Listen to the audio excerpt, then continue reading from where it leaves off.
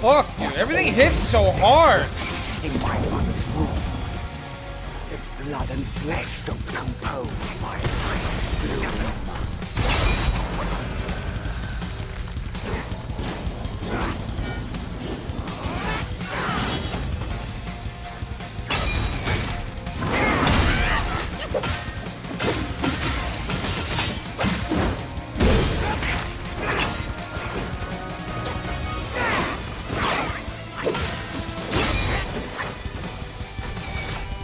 Get him! Let's go, boys! Let's fucking go!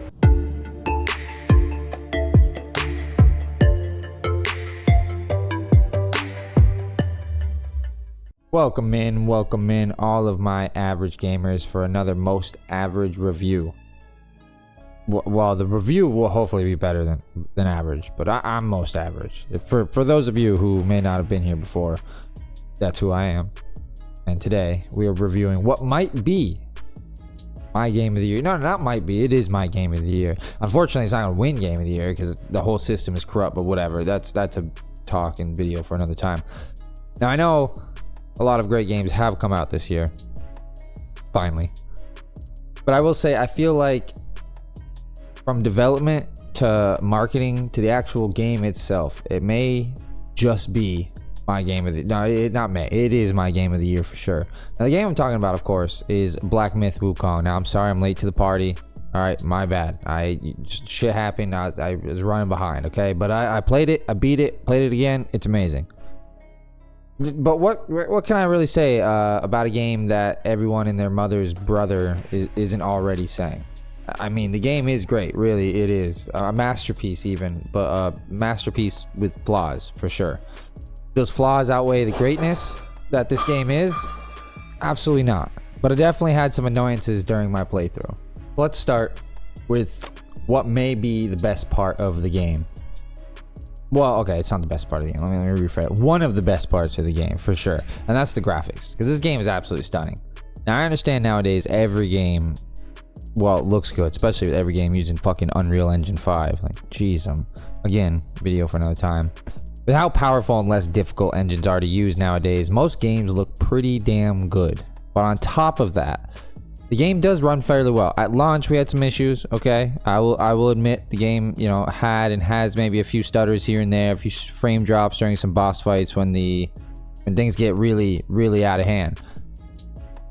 With how powerful and less difficult engines are, I feel like this is becoming commonplace, if you will. But on top of that, the game, it just, I think compared to a lot of other UE5 games, this game runs pretty damn well. And the game did have more issues on PC than at least I did personally on PS5. Like, I had very little issues outside of a few frame drops here and there. The most recent updates, the game runs like 90% perfect, honestly. Especially on performance mode, which is what I played on. This game will still have, or still has, a few stutters during, the bigger bosses and the grander fights and things like that are filled with a shit ton of particle effects. The in-between exploration and the minor bosses seem to be all smoothed out though. And I have to say, not since a true blue FromSoft game like Demon Souls or Dark Souls 3 or Bloodborne or Elden Ring have I seen such excellent boss design. And not just a few. No, not just a few, but damn near all of them are fantastic.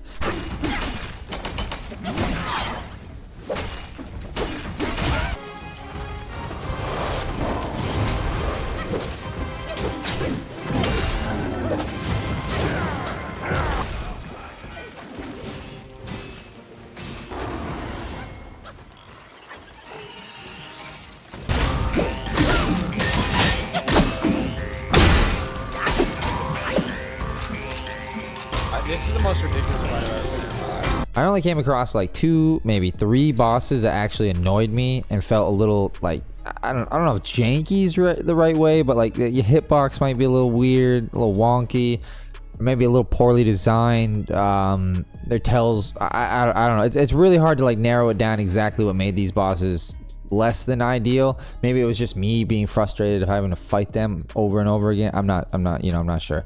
I'll try to have some examples in the background. One such fight that I absolutely hated was the fight against the, oh my goodness, what is his name? He's like, you'll see him in chapter 6. You can potentially see him in chapter 3 too, but you'll definitely see him at the beginning of chapter 6. And he has this one wheel mechanic that I wasn't a fan of it. I didn't like it.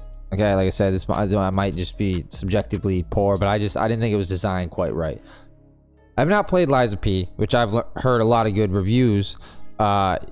Not yet at least, but this game is easily one of the best boss designs from beginning to end as a whole package, and definitely competes, if not beats, FromSoft bosses and their designs. It's not just the mechanical design either. Each boss, and there are a lot of bosses in this game, are designed completely different and unique from one another. It definitely helps that this game is based on Chinese mythology, which I can imagine most people in the West are like myself and are fairly ignorant of the mythos outside of maybe Dragon Ball, which is very, very loosely based on Wukong. But yes, that is where the original Dragon Ball gets its inspiration from. Well, one of many.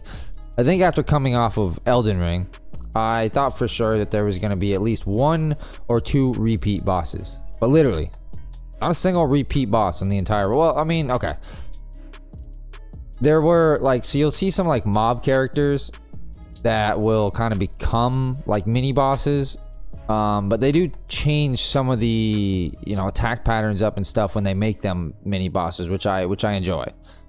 I was truly blown away and incredibly happy to announce that each one is fun and a unique challenge. Okay, 98% of them are fun and unique challenge. Let me be a little more specific. They do reuse some of the minor mob characters, like I was saying, and make them stronger and create different movesets and things like that, because they drop a soul, which you then can use for a spirit move, which is like a mini transformation. That's the closest that I personally could find to a repeat boss. This game isn't all sunshine and roses though when it comes to design, and we'll get into that. The world design, graphically and artistically, is phenomenal, at least in my opinion.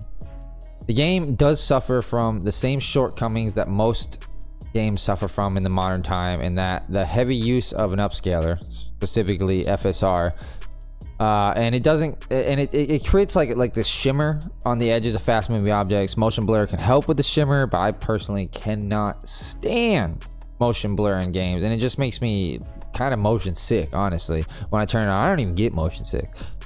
The world design is an actual level and layout. That's where we start to run into some of the major issues. I love this game, and any game that promotes exploration by having little secrets hidden away behind obscure paths.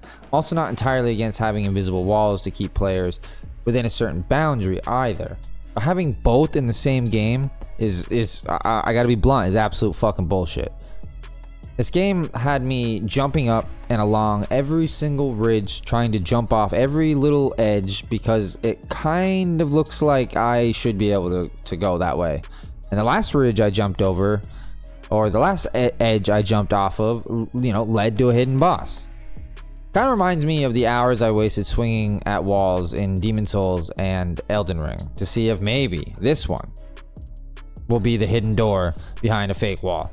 I wish Game Science would have done a little better with the environmental design and using more natural boundaries rather than just putting up invisible walls. It would help direct players better and cut down on wasted time and player frustration.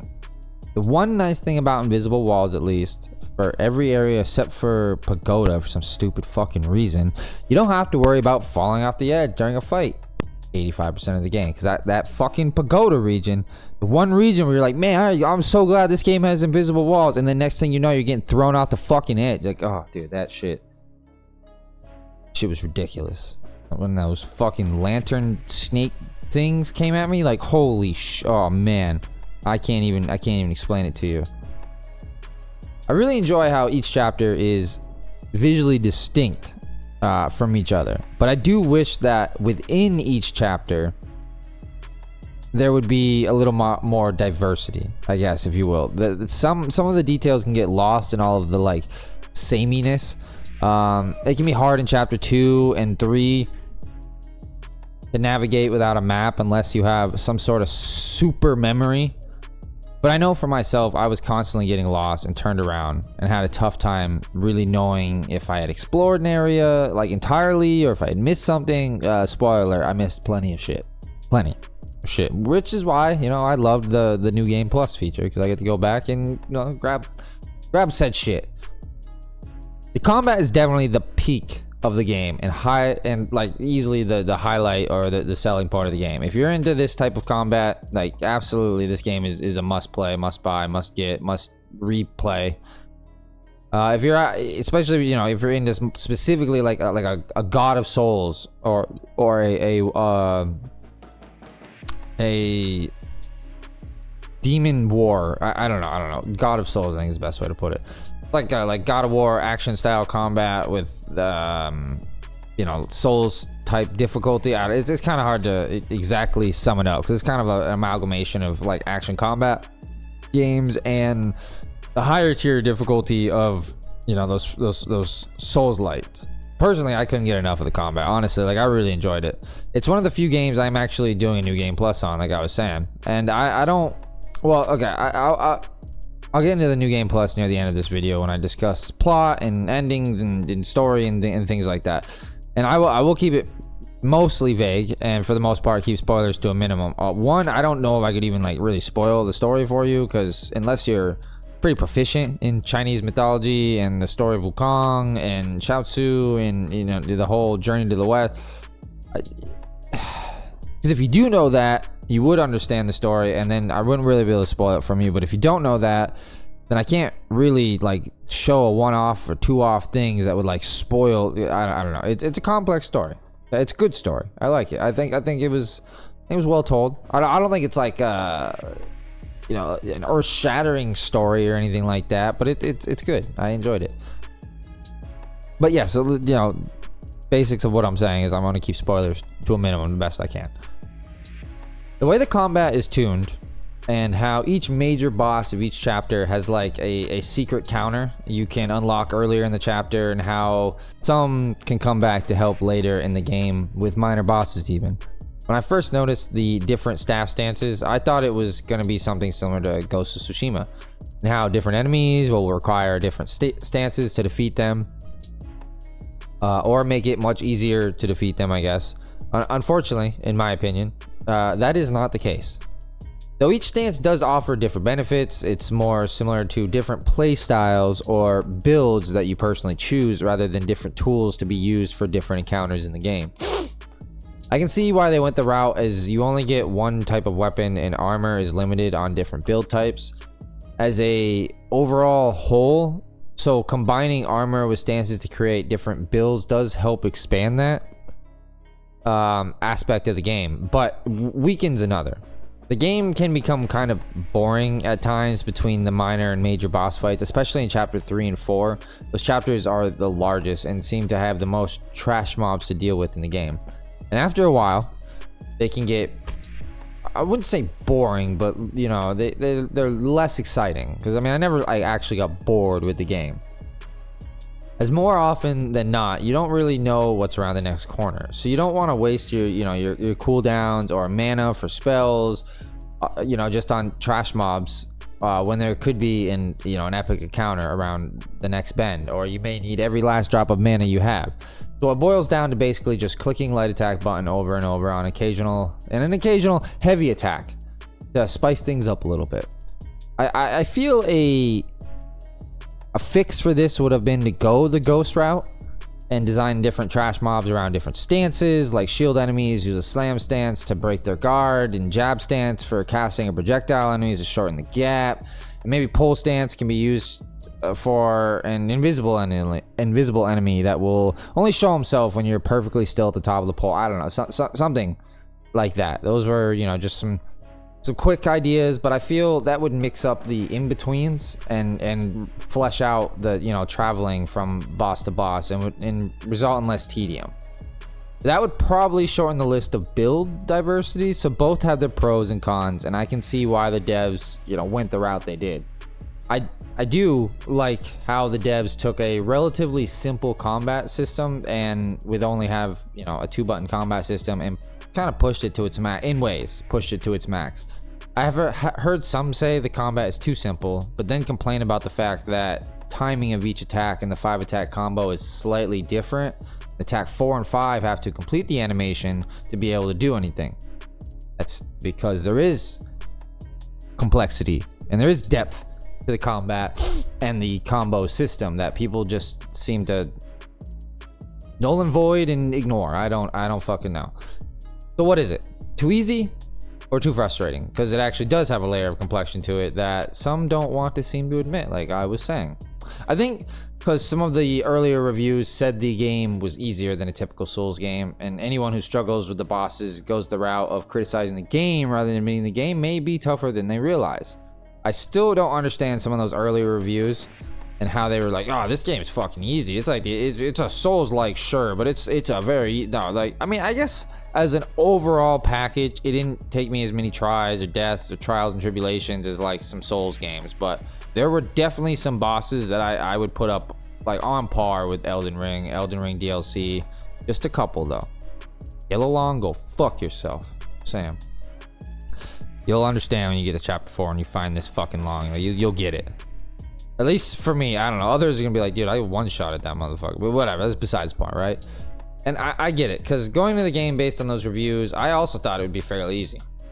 It's well, it's not. I promise you it's not. As an actual average fucking gamer here, this game is, you know, on par with Souls games, definitely. And a couple of bosses easily, like I said, in the Elden Ring DLC level. I know someone in the comments is gonna tell me, yeah, I'm trash, and they one-shotted every boss in the game, and they beat the game in like fucking 12 hours, like yada yada. Okay, good for you, dude. You're better than me. Doesn't mean I'm trash. Just means you're slightly above average, exceptional at these types of games. That's great. So to that I say congrats, dude. Good for you. I would put it on the same tier as maybe those Valkyrie fights from God of War 2018. I think like that's a good difficulty comparison level, I think, to the rest of the game. And personally, I just want more people to give this game a try. But more people from the West. Like, I understand in the East this game like took the fuck over, but in the West specifically, I want more people to give this game a chance. This game is much more forgiving than a standard Souls game, so like you don't have to be as intimidated. Like the biggest way this game eases you in is the fact that you don't lose any in-game currency or souls from dying. You can die as much as you want and just keep respawning really without any consequences at all until you get good, you get better, you understand timing and you understand how each boss's mechanics work. And I think it's a nice, I think I'm glad they went that route rather than, because sometimes, man, having to go back and grab your souls can be just fucking annoying and sometimes feel a little unfair, honestly. I feel going this route and getting rid of one of the common mechanics in Souls-like games that lower the the entry of difficulty for people who have always kind of been on the fence about games like this. I think if more Souls-likes had the option to disable the the loss of souls, it could almost add like a difficulty slider to games like this without ruining the integrity of the boss design. Because I know the main argument is that these types of games are supposed to be difficult. I mean, it's why I personally enjoy these types of games.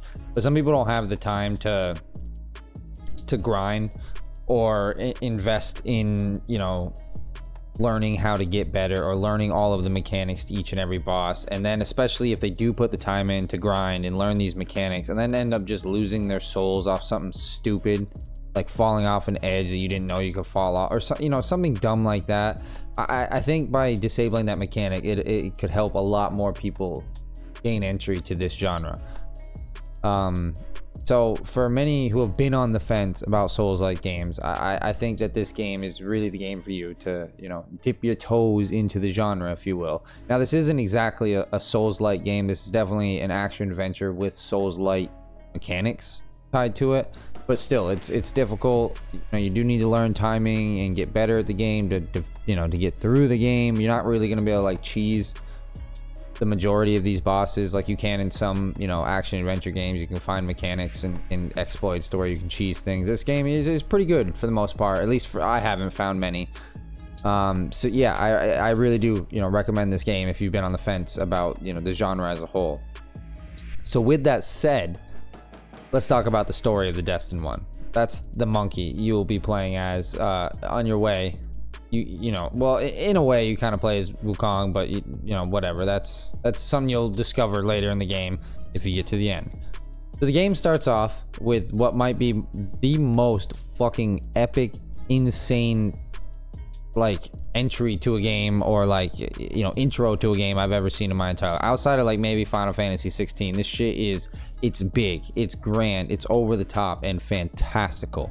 The tutorial boss is fun and an incredibly flashy fight. I mean, honestly, just look at this intro and don't tell me or try to tell me that you don't want to play this game immediately.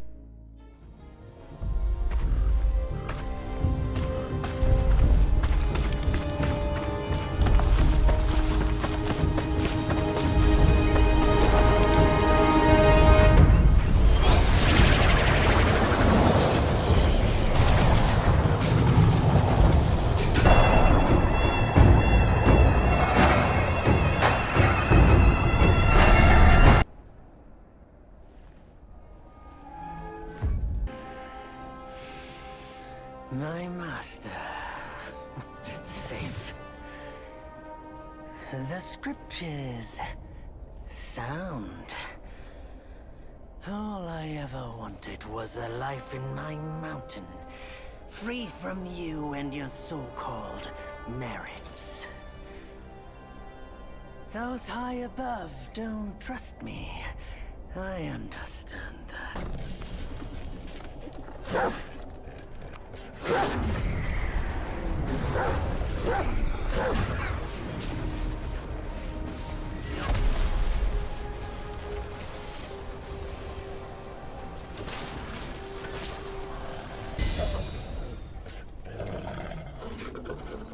Stay back, stupid dog.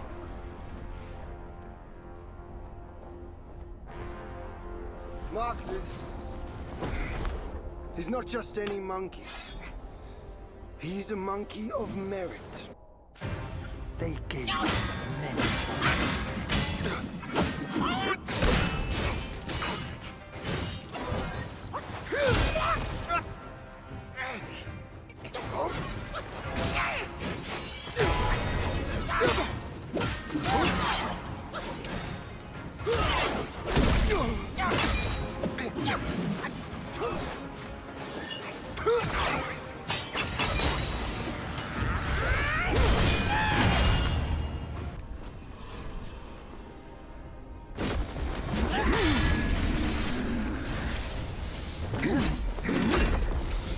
The victorious fighting Buddha.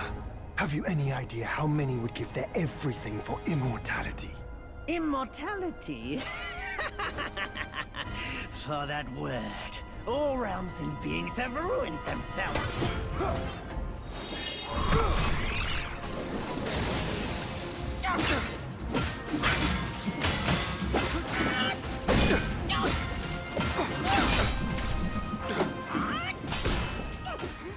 After the intro of the game, it does slow down a bit, and it has a wise old sage monkey give a bit of disposition and a summary of where we are now in the story of Wukong. He then nudges the Destined One into the journey of searching for the 6 lost relics of Wukong. The myth is that if all 6 relics are reunited, then Wukong will be resurrected. So the journey begins in Blackwind Mountain, where you get to meet the Keeper, a little old man with a sweet ass back scratcher. No, for real. He is the keeper of the shrines and will introduce you to how the shrines work, which are Wukong's versions of the bonfires. The big difference is that you can level up at any point during the game and don't have to, wait till you find a shrine or return to a shrine. But if you want to reset your skills or rework your build or craft / upgrade equipment, then you will have to use a shrine. This continues through most chapters in the game, where you will have a NPC guide you through the chapter and will show up during story moments and cutscenes. Chapter 2, you have the Headless Monk and Baiji in later chapters. Chapter 1, you will be looking for the first relic, Wukong's Eyes. You obtain the relic after completing Chapter 1 and defeating the Black Bear Guai. The final boss fight in Chapter 1 is like definitely the easiest of the final chapter bosses, and I think it's done this way to kind of ease the players into the game. From there, it's kind of rinse and repeat, explore a level or chapter, then defeat the final chapter boss to move on to the next one. Of course, there's much more to it than that, but that's the basics. Each chapter is centered around a moment in Wukong's past related to the story of the journey to the west. The story itself, at its most basic level, is the story of the Destined Ones searching for the relics of Wukong to resurrect him. The ending has a bit of a twist, but I'll let you discover that one, for yourself. It's not a crazy twist, but still, I like endings to be untainted, at the very least. If I do spoil anything, I try not to spoil the endings.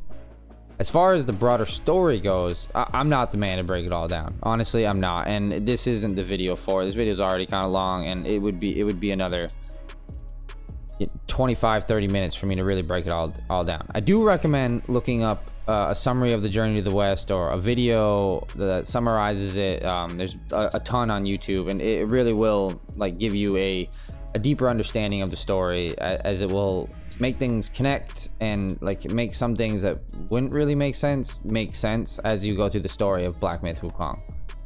So we continue to chapter 2, which takes place in Yellow Wind Ridge, and this will be, for most players, the first real challenge with the Tiger Vanguard boss. Not the final boss, but definitely a bit of a bump up in difficulty. He has this teleporting attack that's kind of BS, but once you get the timing down, he is a cakewalk, especially if you use the Stone Guard spell to parry the attack. The final boss of chapter 2 is Yellow Wind Sage, and if you found the Wind Tamer vessel before fighting him, which negates his wind attacks, he can be a pretty simple boss to defeat as well.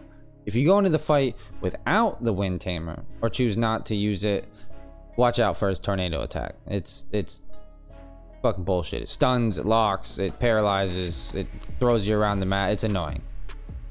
Once defeating the Yellow Wind Sage, you will move into chapter 3, which is easily the largest of the 6 chapters and has some of the biggest set dressings and cinematics and the best boss fights in the game, in my opinion. At least some of the, I think 3 of the top 5 are in this chapter.